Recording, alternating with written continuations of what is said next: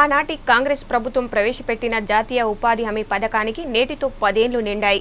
అప్పటి కాంగ్రెస్ ప్రభుత్వం ఉపాధి హామీ పథకానికి ఏపీ అనంతపురం జిల్లాలోని బండ్లపల్లిలో శ్రీకారం చుట్టింది. ఉపాధి హామీ పథకానికి 10 ఏళ్ల సందర్భంగా కాంగ్రెస్ ఉపాధ్యక్షుడు రాహుల్ గాంధీ బండ్లపల్లి వచ్చారు. ఈ సందర్భంగా గ్రామంలో పథకం అమలవుతున్న తీరు, అభివృద్ధి పనులను పరిశీలించారు. స్థానిక ప్రజలతో మాట్లాడి పథకం వల్ల ఎలాంటి లబ్ధి పొందారని అడిగి తెలుసుకున్నారు. ఇప్పుడెంత కూలీ ఇస్తున్నారు, పనులు ఇస్తున్నారా అని ఆరా తీశారు రాహుల్. అనంతరం కూలీలతో కలిసి రాహుల్ సహపక్తి భోజనం చేశారు. కూలీల మధ్యన కూర్చున్న రాహుల్ వడ్డిస్తున్న కూరల పేర్లను అడిగి తెలుసుకున్నారు. అన్ని కూరలను రాహుల్ రుచి చూశారు. ఇక తమ మధ్యలో కూర్చొని రాహుల్ భోజనం చేయడం సంతోషంగా ఉందన్నారు కూలీలు. ఢిల్లీ నుంచి బెంగళూరు వరకు విమానంలో వచ్చిన రాహుల్ అక్కడి నుంచి బండ్లపల్లికి హెలికాప్టర్లో వచ్చారు. ఏపీ ప్రభుత్వం ఏర్పాటు చేసిన జన్మభూమి కమిటీలు చట్ట విరుద్ధమని కాంగ్రెస్ జాతీయ నేత దిగ్విజయ్ సింగ్ పేర్కొన్నారు. అనంతపురం జిల్లాలోని బండ్లపల్లిలో నిర్వహించిన ఉపాధి హామీ సభలో పాల్గొన్నారు. ఈ సందర్భంగా దిగ్విజయ్ మీడియాతో మాట్లాడారు. ఈ విషయంపై ఏపీపీసీసీ కోర్టుకు వెళ్తుందని, అన్ని విషయాల్లో జన్మభూమి కమిటీలకే ప్రాధాన్యతనిస్తున్నారని, ఎన్నికైన పంచాయతీరాజ్ సంస్థల ప్రతినిధులను పక్కన పెట్టారని విమర్శించారు. Andhra Pradesh we have come to know that the panchayats have been replaced by Janmabhoomi Samitis. Now they are not elected people, and most of the members in the Janmabhoomi committees are the TDP activists who have neither participated in the elections or maybe have lost. So therefore it is going against the provisions of the Act. The state Congress party shall take up the issue of filing a writ petition against this. Tamil Nadu కేడర్కు చెందిన మహిళా IPS officer అర్చన రామసుందరం చరిత్ర సృష్టించారు. దేశ సరిహద్దులు విధులు నిర్వహిస్తున్న ప్రత్యేక బలగాలకు ఆమె అధిపతిగా నియమితులయ్యారు. సశస్త్ర సీమా బల్ దళానికి అర్చనను డైరెక్టర్ జనరల్గా నియమించారు. ఓ మహిళా ఐపీఎస్ ఆఫీసర్కు కేంద్ర పారామిలిటరీ దళాన్ని అప్పగించడం ఇదే తొలిసారి. 1980వ బ్యాచ్ ఆఫీసర్ అయిన అర్చన గతంలో నేషనల్ క్రైమ్ రికార్డ్స్ బ్యూరో డైరెక్టర్గా చేశారు. నేపాల్, భూటాన్ సరిహద్దులో పనిచేసే ఎస్ఎస్బీ దళాలకు ఆమె అధిపతిగా ఉంటారు. వచ్చే ఏడాది సెప్టెంబర్ 30 వరకు ఆమె తన విధులు నిర్వర్తించనున్నారు. 1995లో అర్చన ప్రెసిడెంట్స్ మోడల్ అందుకున్నారు. కీలక వడ్డీ రేట్లను ఆర్బీఐ యథాతథంగా ఉంచింది. ఈ మేరకు ద్రవ్య పరపతి విధాన సమీక్ష వివరాలను ఆర్బీఐ గవర్నర్ రఘురాం రాజన్ ఈ రోజు వెల్లడించారు. రేపో రేటు 6.75%, రివర్స్ రేపో రేటు 5.75%గా కొనసాగుతుంది. మార్చి 2017 నాటికి ద్రవ్యోల్బణం 5% ఉంటుందని ఆర్బీఐ అంచనా వేస్తున్నట్లు ఆయన తెలిపారు. స్టార్టప్ కోసం ప్రత్యేక ఫండును ఏర్పాటు చేస్తున్నట్లు తెలిపిన రఘురాం రాజన్ ఆర్థిక గమనం స్థిరంగా ఉన్నట్లు పేర్కొన్నారు. Of crude oil prices and exchange rates, inflation is likely to be inertial and around 5% by the end of fiscal 2016-17.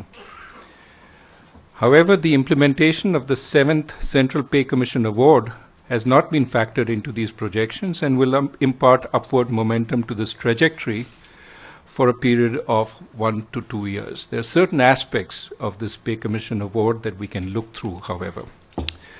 The Reserve Bank will adjust the forecast path as and when more clarity emerges on the timing of implementation. Turning to the policy stance, the Indian economy is currently being viewed as a beacon of stability because of the steady disinflation, a modest current account deficit, and commitment to fiscal rectitude. Punjab రాష్ట్రంలో పాకిస్తాన్కు చెందిన ఓ అనుమానిత గూఢాచారిని పోలీసులు arrest చేశారు. పఠాన్కోట్లోని cantonment ప్రాంతంలో అతన్ని అదుపులోకి తీసుకున్నారు. భారత్లో పుట్టిన ఇర్షాద్ అహ్మద్ పఠాన్కోట్లోని మమ్మూన్ కంటోన్మెంట్లోని 29వ డివిజన్ హెడ్ క్వార్టర్లో కార్మికుడిగా పనిచేస్తున్నాడు. అనుమానితుడి స్మార్ట్ ఫోన్ను ఇంటెలిజెన్స్ పోలీసులు స్వాధీనం చేసుకున్నారు. ఆ ఫోన్లో రక్షణ శాఖకు చెందిన సున్నిత ప్రదేశాల ఫోటోలు ఉన్నట్లు సమాచారం. 50 ఏళ్ల తర్వాత ప్రజాస్వామ్యబద్ధంగా ఎన్నికైన ఎంపీలతో పార్లమెంటు సమావేశాలు ప్రారంభమయ్యాయి. మిలిటరీ పాలనలో మగ్గిపోయిన మయన్మార్ ప్రజాస్వామ్యం కోసం ఆంగ్ సాన్ సూకీ పోరాడారు. ఆమె నేతృత్వంలోని national league for democracy party ఇటీవల ఎన్నికల్లో చారిత్రక విజయం సాధించింది. విదేశీ పౌరసత్వం కారణంగా ఆంగ్ సాన్ సూకీ అధ్యక్ష పదవి పొందే అవకాశం లేదు. అక్కడి రాజ్యాంగ నిబంధనలు ఇందుకు అంగీకరించవు. మయన్మార్ పార్లమెంటు సీట్లలో మిలిటరీకి 25% రిజర్వేషన్ ఉంటుంది. ఈ నేపథ్యంలో ప్రభుత్వం మార్పిడి సాఫీగా సాగేందుకు సూకీ ఇప్పటికే సీనియర్ మిలిటరీ నేతలతో చర్చలు జరిపారు. భ్రూణ హత్యలను అడ్డుకోవాలంటే గర్భిణీ స్త్రీలకు లింగ నిర్ధారణ పరీక్షలు నిర్వహించాలని కేంద్ర మంత్రి మేనకా గాంధీ సూచించారు. పుట్టబోయేది అబ్బాయా లేక అమ్మాయా అన్న విషయాన్ని ఆ తల్లికి తెలియజేయాలన్నది తన వ్యక్తిగత అభిప్రాయమని మేనకా గాంధీ అన్నారు. ఆ గర్భిణీలు ఎవరికి జన్మనిచ్చారన్న సమాచారాన్ని తెలుసుకునేందుకు ఆ అంశాన్ని రిజిస్టర్ చేయాలని ఆమె సూచించారు. తన వ్యక్తిగత అభిప్రాయంపై విస్తృత స్థాయిలో చర్చలు జరగాలన్న ఉద్దేశంతోనే ఈ విషయాన్ని వెల్లడించినట్లు ఆమె జైపూర్లో జరిగిన ఓ సదస్సులో పేర్కొన్నారు. కనీసం ఈ తరహాలోనైనా భ్రూణ హత్యలను నియంత్రించే అవకాశం ఉంటుందని మేనక అభిప్రాయపడ్డారు. అల్ట్రాసౌండ్ పరీక్షలను రహస్యంగా చేసుకునే వాళ్ల మీద నిఘా పెట్టలేమని, వాళ్లను అరెస్టు చేసినంత మాత్రాన సమస్య పరిష్కారం కాదన్నారు. ఢిల్లీ అండ్ డిస్ట్రిక్ట్ క్రికెట్ అసోసియేషన్లో జరిగిన అవినీతిపై కోర్టు పర్యవేక్షణలో దర్యాప్తు జరిపించాలని బీజేపీ రెబల్ ఎంపీ కీర్తి ఆజాద్, మాజీ క్రికెటర్ బిషన్ సింగ్ బేడి ఢిల్లీ హైకోర్టుకు విజ్ఞప్తి చేశారు. ఈ మేరకు వారు హైకోర్టులో పిటిషన్ దాఖలు చేశారు. సిబిఐ తన ప్రాథమిక దర్యాప్తులో నమోదు చేసిన అంశాలపై కోర్టు పర్యవేక్షణలో దర్యాప్తు జరిపించాలని వారు కోరారు.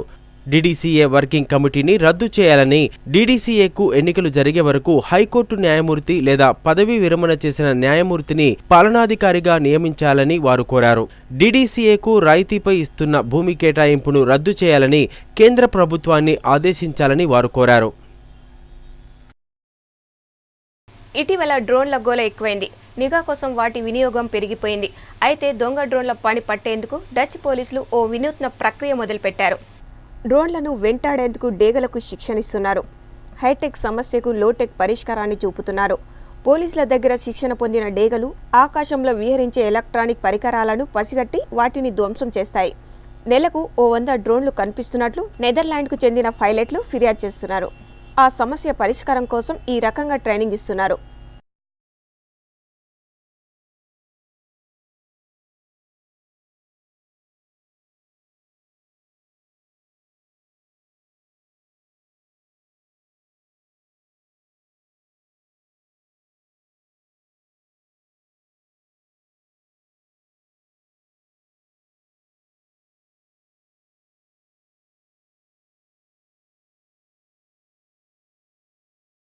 పాకిస్తాన్ హైకమిషన్ అబద్ధాలు చెబుతుందని బాలీవుడ్ నటుడు అనుపమ్ ఖేర్ ఆరోపించారు.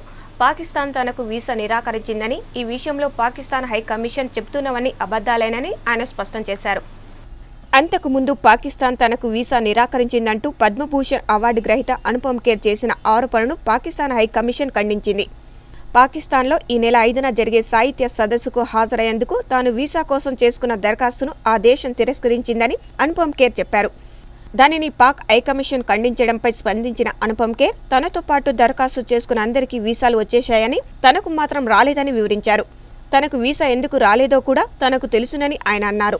తాను కాశ్మీరీ పండిట్ను కావడం ఒక కారణమైతే, దేశంలో మత అసహనంపై జరిగిన చర్చలో తాను వెలిబుచ్చిన అభిప్రాయాలు మరో కారణమని అనుపమ్ ఖేర్ అన్నారు.